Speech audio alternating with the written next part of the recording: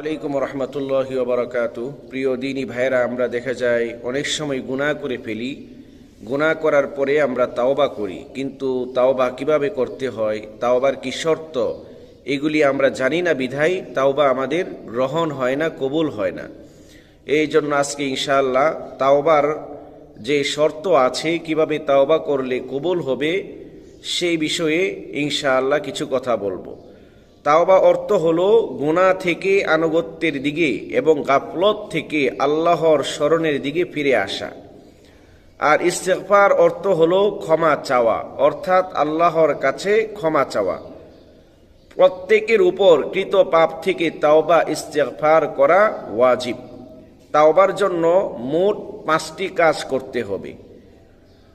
প্রথম নাম্বার হলো খাঁটি অন্তরে তাওবা করতে হবে, অর্থাৎ শুধুমাত্র আল্লাহর আযাবের ভয় ও তার নির্দেশের মহত্বকে সামনে রেখে তাওবা করতে হবে।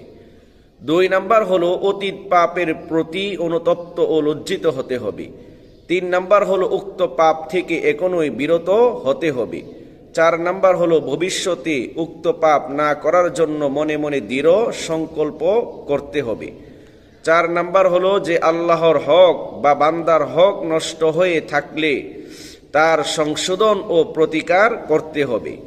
যেমন নামাজ, রোজা, হজ, যাকাত ইত্যাদি আল্লাহর হক আদায় না করে থাকলে তা আদায় করতে হবে। আর যদি কোনো বান্দার হক নষ্ট হয়ে থাকে, তাহলে বান্দার হক এটা বান্দার নিকটে ফিরিয়ে দিতে হবে। এই 5টি কাজ যদি করা যায়, তাহলে এমত অবস্থায় সেই তাওবা গ্রহণ হবে। অন্যথায় কেউ যদি তাওবা করে যে আমি গুনাহ করব না, কিন্তু দিলের ভিতরে থাকে সে গুনাহ করবে, তাহলে সে তাওবা আল্লাহর নিকট গ্রহণযোগ্য হবে না। তাই উক্ত শর্তগুলি মেনে যদি আমরা তাওবা করি, তাহলে আল্লাহর নিকট সেই তাওবা গ্রহণযোগ্য হবে।